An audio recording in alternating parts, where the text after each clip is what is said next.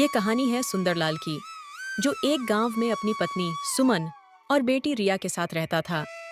सुंदरलाल दूसरों के खेतों में काम करके अपना और अपने परिवार का गुजारा किया करता था। सुनिए, मैं क्या कह रही थी, आप कोई और काम क्यों नहीं ढूंढ लेते? चिंता मत करो सुमन, तुम्हें तो पता है मैं खेतों में काम कर रहा हूँ। हमारे हालात जल्दी ठीक हो जाएंगे। मैं ऐसा इसलिए कह रही हूँ क्योंकि हमारी बचत धीरे धीरे कम होती जा रही है और जो आप खेतों से कमाते हैं वह अब पूरा नहीं पड़ता। मैं आज ही कोई दूसरा काम देखता हूँ। सुंदरलाल हर जगह काम की तलाश में जाता है, लेकिन उसे कहीं कोई काम नहीं मिलता। तभी उसका दोस्त उसे रास्ते में मिलता है। अरे सुंदरलाल, क्या हुआ? इतनी गर्मी में क्यों भटक रहे हो? कुछ नहीं भाई, बस काम की तलाश में हूँ, कहीं कुछ काम मिल जाए।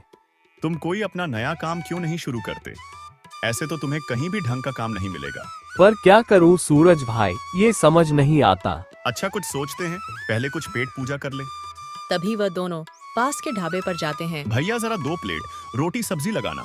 सुंदरलाल और उसका दोस्त सूरज बड़े स्वाद से पूरा खाना चटकर जाते हैं।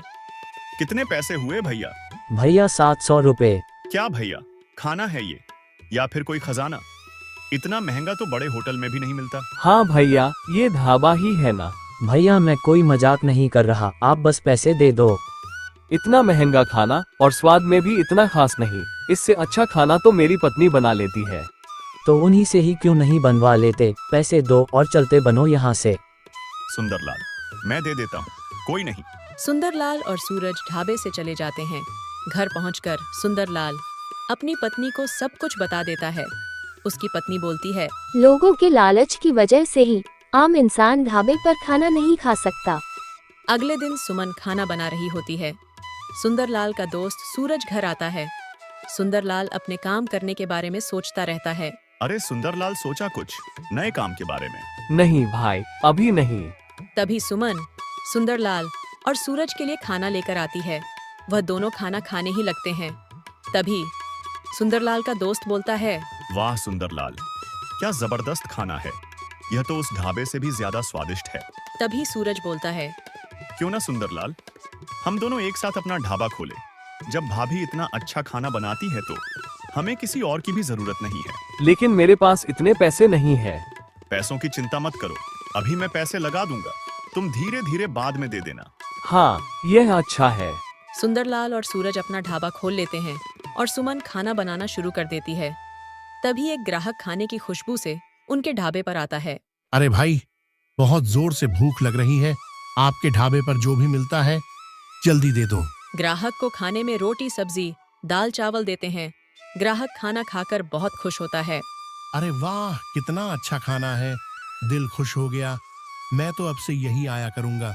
धीरे धीरे ग्राहक सुंदरलाल और सूरज के ढाबे पर आना शुरू कर देते हैं और बड़े स्वाद से खाना खाकर जाते हैं। ऐसे ही धीरे धीरे दिन बीतते जाते हैं। आसपास में भी ढाबे के अच्छे खाने की चर्चा होने लगती है। लेकिन ढाबे के पास एक और दूसरा ढाबा होता है, जिसका मालिक यह सब देखकर उनसे जलने लगता है। ऐसा क्या है इस ढाबे में जो सब यही खींचे आ रहे हैं? मेरे सभी ग्राहक भी यही आ रहे हैं, मुझे ही अब कुछ करना होगा। अब उस मालिक के दिमाग में एक शातिर उपाय आता है और वह कम दाम में अपना खाना बेचता है। ये देखकर सभी गांव वाले उसके ढाबे पर खाना खाने आने लगते हैं। तभी ढाबे का मालिक खुश होता है और बोलता है, जैसा मैंने सोचा वैसा ही हुआ। बस अब लोग इसी तरह कम दाम में खाना खाने के लिए आते जाएं। वहीं दूसरी ओर सुंदरलाल और सूरज के ढाबे पर लोग कम होने लगे। पता नहीं सूरज, लोगों की भीड़ अचानक से कम होती जा रही है। यहाँ के ग्राहक भी पास वाले ढाबे पर जाने लग गए हैं। हाँ सुंदरलाल, क्योंकि उसने सभी व्यंजनों के दाम कम कर दिए हैं, इसलिए लोग कम दाम की वजह से उस ढाबे पर जा रहे हैं। कुछ दिन बाद बाजार में सब्जियों की कीमत बढ़ जाती है, जिससे उस ढाबे के मालिक का नुकसान होने लगता है और उस ढाबे का मालिक पहले की कीमत से भी ज्यादा कीमत कर देता है अपने सभी व्यंजनों की।